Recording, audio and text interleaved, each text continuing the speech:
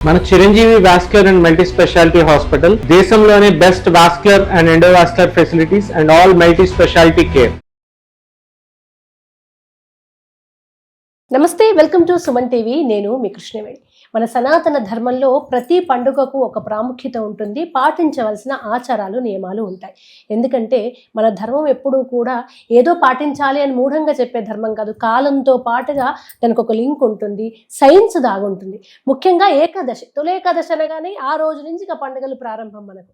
మరి అటువంటి తొలి ఏకాదశిన ఎటువంటి నియమాలు పాటించాలి, ఎలా ఆచరించాలి, ఈ విషయాలన్నీ మనకు తెలియజేయడానికి మనతో పాటు ఉన్నారు ప్రముఖ ఆధ్యాత్మికవేత్త ఆచార్య కాకునూరి సూర్యనారాయణమూర్తి గారు ఉన్నారు. గురుగారితో మాట్లాడదాం. గురుగారు నమస్కారం.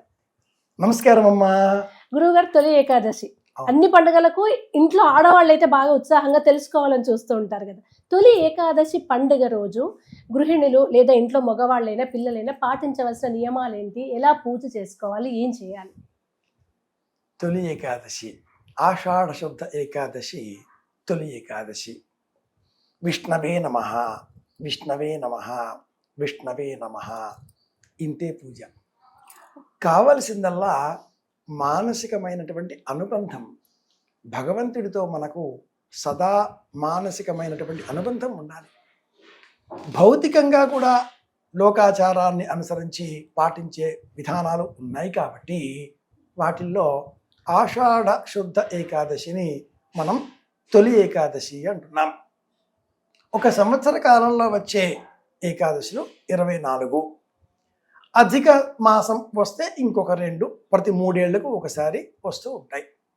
ఈ 24 ఏకాదశులలో ఒక్కొక్క ఏకాదశికి ఒక్కొక్క ప్రత్యేకత. పద్మపురాణం ఈ అన్ని ఏకాదశుల గురించి వివరిస్తే భవిష్యోత్తర పురాణం ప్రత్యేకంగా మనకు ఈ తొలి ఏకాదశి ఈ ప్రత్యేకతను చెబుతుంది. ఈ తొలి ఏకాదశికి ఎందుకింత ప్రత్యేకత? చాలా మందికి తెలియని విషయం ఏంటంటే ఈ తొలి ఏకాదశికి మహా ఏకాదశి అన్న పేరు కూడా ఉంది. పండుగలలో శివరాత్రికి మాత్రమే మహా అన్న పదం ఉంటుంది. దేవతలలో కూడా శివుడికి మాత్రమే మహా అన్న పదాన్ని మనం చెబుతూ ఉంటాం. ఈ ఏకాదశి మహా ఏకాదశి. దేవశయని ఏకాదశి అని మరో పేరు కూడా ఉంది. విష్ణువు నిద్రించడానికి ఉపక్రమిస్తాడు అని మన వాళ్ళు చెప్తూ ఉంటారు. విష్ణువు నిద్రించడం ఏమిటి? దేవుడు నిద్రపోతాడా? అదేం కదా. అంటే పగటి కాలం ఇక పెరుగుతుంది, ఆరంభం అవుతుంది.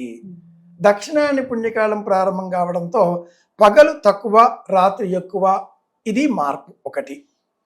రెండవ మార్పు ఏమిటి అంటే దేవతలకు సంబంధించి ఇక అంతా రాత్రి కాలం కాబట్టి పుణ్య బలాన్ని పెంచుకునేటటువంటి కాలం.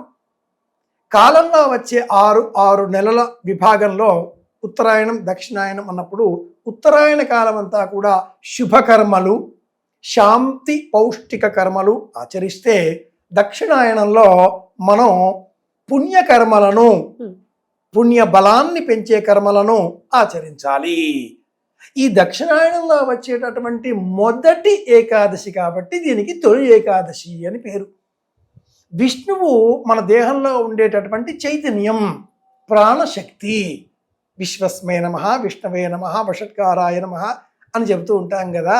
విశ్వం విష్ణు వషట్కారో. విష్ణువు కంటే ముందు ఉన్న పదం విశ్వస్మై నమః. లోకమంతా కూడా విశ్వస్వరూపమే. ఈ భూమి పేరు వసుమతి. ఈ నేపథ్యంలో మనం దేవశయని ఏకాదశి, ఆషాఢ శుద్ధ ఏకాదశి, తొలి ఏకాదశి కనుక కన్నులు మూసుకొని మనలో ఉండే ఆ అంతశ్చైతన్యాన్ని, పరమాత్మ స్వరూపాన్ని, విష్ణు స్వరూపాన్ని గుర్తించే ప్రయత్నానికి శ్రీకారం చుట్టాలి. ఇది మొదటి నియమం. రెండవది, ఈ భవిష్యోత్తర పురాణంలో కృష్ణుడు, ధర్మరాజు ఈ ఇద్దరి సంవాదం 179 శ్లోకాలలో కృష్ణ యుధిష్ఠిర సంవాదం అన్న పేరిట దేవశయని ఏకాదశి గురించి ఎన్నో విషయాలు సవివరంగా ధర్మరాజు అడగడం, కృష్ణ పరమాత్ముడు చెప్పడం ఇలా ఉంటాయి. ఈ రోజు నుంచే చాతుర్మాస్య వ్రత దీక్షలు ప్రారంభం చెయ్యాలి. ఆషాఢశుద్ధ ఏకాదశి, కుదరని ఎడల ద్వాదశి, కుదరని ఎడల పౌర్ణిమ, కుదరని ఎడల కృష్ణపక్షంలో వచ్చే అష్టమి, కుదరని ఎడల దక్షిణాయనం పుణ్యకాలం ప్రారంభమయ్యే రోజు, దాంతోపాటుగా కర్కాటక సంక్రమణం రోజు కూడా ప్రారంభం చేసుకోవచ్చు. ఇలా 5 ఏదైనా మనకు అనుకూలమైన రోజున ఈ చాతుర్మాస్య వ్రత దీక్షలు ప్రారంభం చేయాలి. ఆషాఢ శుద్ధ ఏకాదశి నుంచి శ్రావణ శుద్ధ ఏకాదశి వరకు మొదటి పాదం. ఈ మొదటి నెలలో ఆకుకూరలు తినకూడదు. శ్రావణ శుద్ధ ఏకాదశి నుంచి భాద్రపద శుద్ధ ఏకాదశి వరకు రెండవ పాదం. ఇందులో పెరుగు స్వీకరించకూడదు. అలాగే భాద్రపద శుద్ధ ఏకాదశి నుంచి ఆశ్వేజ శుద్ధ ఏకాదశి వరకు పాలు స్వీకరించకూడదు. 4వది ఆశ్వేజ శుద్ధ ఏకాదశి నుంచి కార్తీక శుద్ధ ఏకాదశి వరకు పప్పు ధాన్యాలు తినకూడదు. ఇవి 4 నెలలకు సంబంధించిన నియమాలు. అనేక నియమాలకు ఈ ఆషాఢ శుద్ధ ఏకాదశి ప్రారంభం. ఆహార సంబంధిత నియమాలు ఈ అనేకంలో మొట్టమొదటివి. భర్త భార్య ఇద్దరు ఆనందంగా ఉండాలి. దాంపత్య జీవితం బ్రహ్మాండంగా ఉండాలి. ప్రపంచమంతా కూడా కాలస్వరూపాన్ని సర్పరూపంలో మనం పూజిస్తాం కనుక విష్ణువు ఈ సర్పాన్ని చుట్టవల వేసుకొని పడుకుంటాడు. ఆయన ఆదిశేషుపై పవళించే మహాస్వామి కదా, శిరస్సు పైన కూడా అలా పడగ ఉంటుంది కదా.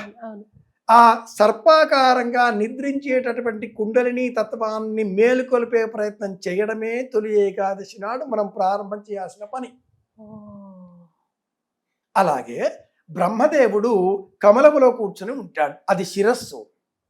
ఇక్కడ ఆ సహస్రదళ కమలము విచ్చుకొని ఉంటుంది. జ్ఞానం కుండలిని అక్కడికి చేరాలి. మధ్యలో పరమేశ్వరుడు ఆ సర్పమును గళసీమలో అలంకరించుకొని ఉంటాడు. కంఠమును ఆశ్రయించి ఉండేటటువంటి తత్వం. మౌనంగా ఉండాలి. ఆహారం తక్కువగా తినాలి. శిరస్సు పైన కుండలిని శక్తిని ప్రేరేపితం చేసే ఆ సహస్రారం పైన దృష్టిని కేంద్రీకరించాలి. ఆషాఢ శుద్ధ ఏకాదశి మొదలుగా కార్తీక శుద్ధ ఏకాదశి వరకు ఉండే ఈ నియమాలలో నంజు పదార్థాలు, వంకాయ లాంటివి తినకూడదు. భూమిలోన పండేటటువంటి ఆలుగడ్డలు అంటే బంగాళదుంపలు అంటారుగా, వాటిని తినకూడదు. ఉప్పు, నూనె, కారం వీటితో చేసిన పదార్థాలు తినకూడదు. ఒక పూట భోజనం చేయాలి. నేలపైన పడుకోవాలి. అలాగే పవళించి ఉన్న ఆదిశేషువుపై నిద్రించేటటువంటి స్వామి, పాత సంవాహనం చేసే లక్ష్మీదేవి, ఇలాంటి విగ్రహం కానీ చిత్రపటం కానీ సేకరించి ఈ 4 నెలలు కూడా పూజించి కార్తీక శుద్ధ ఏకాదశి తులసి కళ్యాణం చేస్తాంగా, ఆ రోజున ఈ అర్చామూర్తిని కానీ ఆ చిత్రపటాన్ని కానీ బ్రాహ్మణోత్తములకు అర్హులైన వారికి దానంగా ఇవ్వాలి. 4 నెలల దీక్షకు శ్రీకారం కాబట్టి ఇంత గొప్పది తొలి ఏకాదశి అన్నారు. ముఖ్యంగా ఆవు పాలు పిదికేంతసేపు కూడా ఎక్కడా నిలవనటువంటి సన్యాసులు, మతాధికారులు, పీఠాధిపతులు, యతీశ్వరులు, మహాస్వాములు వీళ్ళంతా కూడా సంచారం చేస్తూ ఉండాలి, స్థిరంగా ఉండకూడదు. కానీ ఈ 4 నెలలు తొలి ఏకాదశి కానీ గురు పౌర్ణిమ ఆషాఢ పౌర్ణిమ నాడు కానీ ఒక స్థిరంగా ఒక కుటీరం ఏర్పాటు చేసుకుని, వర్షాకాలం కూడా వస్తుంది కదా, స్థిరంగా ఉండి ధర్మబోధన చేయడం ప్రారంభించాలి. అందుకే తొలి ఏకాదశి. ఈ రోజున కన్నులు మూసుకొని లోన చూడాలి. కార్తీక శుద్ధ ఏకాదశి నాడు వైకుంఠ ఏకాదశి, ఆ రోజున ఆకాశం చూడాలి, ఉత్తర ద్వార దర్శనం అని. ఇంత కథ ఈ రెండింటికి. ఇది గురుగారు, మిమ్మల్ని తప్ప ఇంకొకరిని అడగలేని ఒక ప్రశ్న ఉంటుంది. నైవేద్యాల మీద మీరు సపరేట్గా అసలు రచించారు కూడా కదా. చాలా మంది గృహిణులు వీడియో చూస్తుంటారు, ఏకాదశి రోజు పూజ చేసుకుంటారు వాళ్ళకి తోచినట్టుగా. ఏ నైవేద్యం సమర్పించడం మంచిది? వాయు పురాణంలో ఈ ఏకాదశి వ్రతాన్ని ఎలా పాటించాలో చెప్పబడి ఉంది. నక్తం హవిష్య అన్న మనోదనం వా ఫలం తిలాహ క్షీరం అథ అంబువు అంటే నీళ్లు, ఆజ్యం అంటే నెయ్యి. యత్పంచగవ్యం యది వాపి బాజు ప్రశస్తమత్తోత్తరముత్తరంచ. శ్లోకాలు మంత్రాలు చాలా పురాణాల్లో ఉంటాయి, అర్థం చేసుకోవాలిగా. మనం అర్థం చేసుకుందాం. ఉపవాసం అంటే పరమాత్మను గురించిన ఆలోచనలతో పరమాత్మకు దగ్గరగా ఉండే ప్రయత్నం చేయడం, ఇది ముఖ్యం. అంతేగాని పటం, కలశం లేదా విగ్రహం లేదా ఇంకేదో రూపంలో యంత్రం అని చెప్పు అలా ఏర్పాటు చేసి దీపాలు, ధూపాలు, అగరత్తులు, నైవేద్య. ఇక్కడ నైవేద్యాలు అండర్లైన్ చేద్దాం. అన్ని వ్రతాలు ఒకటి, ఏకాదశి వ్రతం ఒకటి. ఏమి తినకపోతే ఏకాదశి, ఇల్లే వైకుంఠం, కడిపే కైలాసం అని మన వాళ్ళు అంటూ. అవును. ఎందుకు ఇలా వచ్చింది అంటే ఏకాదశి ఉపవాస వ్రతం. ఉపసమీపే, పరమాత్మ ఆలోచనలకు దగ్గరగా ఉండడం. బాగానే ఉంది, ఉంటామండి. కానీ మాత్రలు వేసుకోవాలి, ఉద్యోగాలు చేయాలి, పని చేసుకోవాలి. ఈ వ్రతాలు, పూజలు, నోములు అంటూ పుదస్తమానం ఉపవాసాలతో ఉంటే పడిపోయేటట్టుగా అయితే అధికారి, ఆఫీసరు ఇంట్లో ఉండమ్మా అంటాడు. అలా కుదరదుగా. అవును. కాబట్టి శరీరం పడిపోకుండా ఉండేంత పదార్థం తింటే దోషం లేదు అని వాయు పురాణం చెప్తుంది. పరమాత్మ ఆలోచనలకు దగ్గరగా ఉండాలి. అలాగే పదార్థాల కుంభాలు కాకుండా పదార్థం శరీరం పడిపోకుండా ఉన్న ప్రమాణంలో ఒక్కసారి కాసింత తీసుకొని ఉపవాసాన్ని కొనసాగించవచ్చు. అది ఎలా? గ్లాసు నీళ్లలో తులసి దళం వేసి ఆ నీరు త్రాగితే దోషం లేదు. అలాగే సత్తుపిండి, జొన్నలను పేలాలుగా చేసి దాన్ని పొడిగా చేస్తే సత్తువ బలాన్ని ఇస్తుంది అంటారు. పేలపిండి అని కొన్ని ప్రాంతాల్లో అంటే తెలంగాణలో సత్తుపిండి అంటారు. దీంట్లో మజ్జిగ, పాలు వేసుకొని లేదా బెల్లం కలుపుకొని ఇలా ప్రాంత ఆచారాలలో పేలాల పిండి ఏకాదశి ఒక పేరు, ఒక ప్రసిద్ధం. ఈ ఏకాదశి నాడు దంపతులు ఉపవాస వ్రతాన్ని ఒక దీక్షగా స్వీకరించి చాతుర్మాస్య నియమాలకు లోబడి పొట్లకాయ, అనపకాయ ఇవి కూడా తినకూడదు. అలాగే అభ్యంగన స్నానం చేయకూడదు, తలంటుకోవడాలు అవి ఉండవు. చాలా నియమాలు ఉన్నాయి. కొందరు పాదరక్షలు వేసుకోకపోవడం, ఒక్కొక్కరు ఒక్కో విధమైనటువంటి నియమాలు స్వీకరిస్తూ ఆ నియమాలను అనుసరిస్తూ ఉంటారు. నైవేద్యం అన్న సందేహం వచ్చినప్పుడు నీటిలో తులసి దళం వేసి త్రాగవచ్చు. అలాగే అత్యసరు, పెసరపప్పు, బియ్యం కలిపి పులగంగా వంటకం చేసి ఆ పులగం తినవచ్చు. గంజి వార్చని అన్నం, ఒక్కసారి పాలు, పళ్ళు, తేనె, పంచామృతం వీటిని స్వీకరించవచ్చు. శరీరం పడిపోకుండా ఏ పదార్థం తిన్నా ఈశ్వరా నీవే అంటూ, ఇది నీ దయ అంటూ తీసుకుంటే దోషమేమీ లేదు.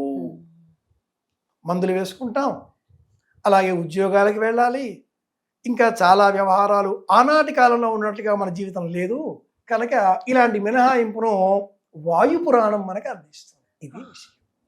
ధన్యవాదాలు గురుగారు. కృష్ణార్పణం.